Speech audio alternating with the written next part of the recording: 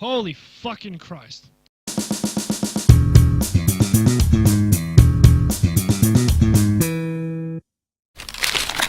you a lonely person who hasn't felt the loving comfort from an individual for a lengthy amount of time? Or are you someone whose girlfriend or boyfriend hasn't messaged them for a solid 5 minutes? Well, good news for you, as there are plenty of in-depth websites that can help satisfy your lonely demands. Nowadays, there are a huge handful of dating websites where you can meet other lonely and pathetic people, much like yourselves, and potentially form new relationships. Now, the major problem with these websites is what I just mentioned before, a huge handful. You know you're watching a reliable opinion when the only quotation they have is of themselves. But why the fuck are there so many fucking websites? It's as if each individual person has their own site. It's like one person went, I don't have quite the amount of matches I arrogantly thought I would have, so I'm going to make a dating website that does almost the exact same thing, but instead I'll add a witty and catchy name that loosely relates to dating. Hence how Plenty of Fish was born. I swear, and I really do fucking swear, that the only reason people find online dating pointless and unfulfilling is because there are too many websites, and not enough people are using each individual site, thus creating a spread and diffusion of singles in your area. Or maybe you're just fucking ugly and no one likes you. There's that as well. So, I just got rid of all the viewers with low self-esteem. Now, the first app/site I'm going to be looking at is Plenty of Fish. As I did mention them in the beginning, and I kind of owe it to them, Plenty of Fish is your generic dating site that consists of matching you with singles in your area. Pretty simple and easy to understand.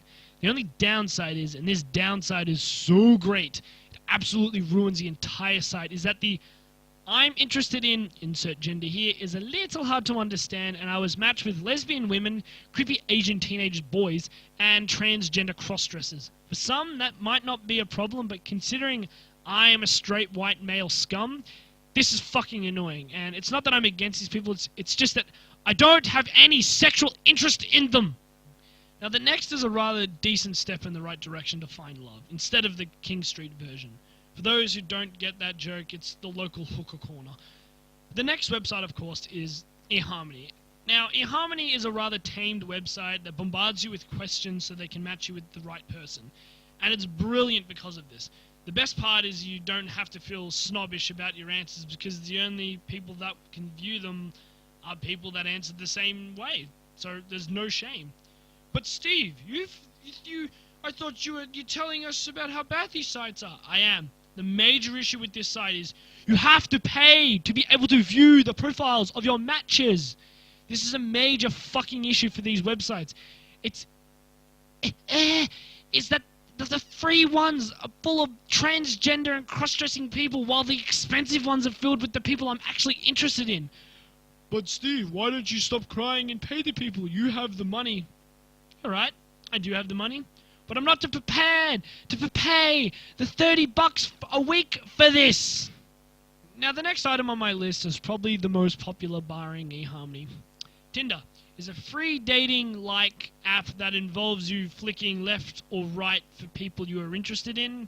Pretty simple and also free. The only downside is that it is fucking shit and barely anyone actually gets matches and has a good relationship. To make things worse, the app is entirely controlled by young teenagers who have mistaken it for a social media outlet. Most of the girls close to my age are on the site because their friends are, and their friends are because of theirs, and etc. So unfortunately for me, if I see a girl I'm interested in or I think looks kind of pretty, and I talk to her out of the blue straight up, I'm considered the weird one, not her, even though she's on a dating site to make friends. Now, the last one I'm going to look at is an app stupidly named Happen, meaning make it happen, which loosely means if you see someone hot on the street, look them up on Happen and fuck the shit out of them in an elevator. Also, bonus points if they're black. At least that's what the ad will tell you. The point of Happen, though, is to meet people you've already been in contact with, whether that is by bumping into them at the store or by walking past them on the street. Or in my case, as they have walked past your window while you wank yourself silly watching porn. With the volume on, mind you.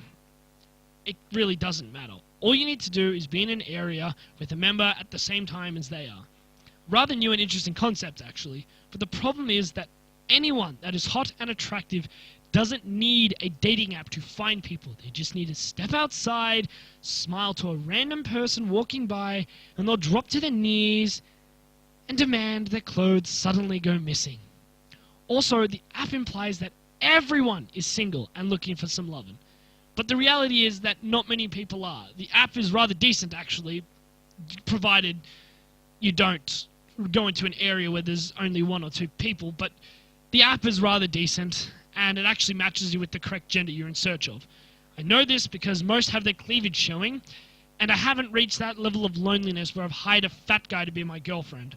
I don't want the prison experience, but the reality is, this is its really only good side. So we currently know the main downsides to these websites and apps, but the real question is, how can we fix that? Well, as the annoying little fucks that we are for falling for this shit, the only way we can fix it is not to rely on a computer screen or software to match us with a person. Unfortunately, the solution is to go the fuck outside and talk to real people face to face. While we generally know this very well, everyone has trouble actually going out one way or another. Hence why we turn to these sites. I do in fact use Happen, but only as a background tool to use while I'm at home recovering from a night out. Or when I've finished robbing one off and need to see if porn stars live in my area. Also, by the way, none of them do. It seems I live in a very pornless society. But the trick to finding someone is to actually go out and meet people instead of hiding behind a screen. Because everyone can be confident behind a computer screen, but not when it comes to being face-to-face. I know this. Do you know how many times I've googled word meanings because a girl's called me them? Most of them are bad, don't worry, but still, kind of retarded to pull out a fucking dictionary, Elder Scrolls style, in the middle of a conversation because you don't know the word meaning. But unfortunately, that is all we have time for today. Make sure you like and subscribe for more. And, as always, fuck a transgender person, because hey, they might be pretty good at it.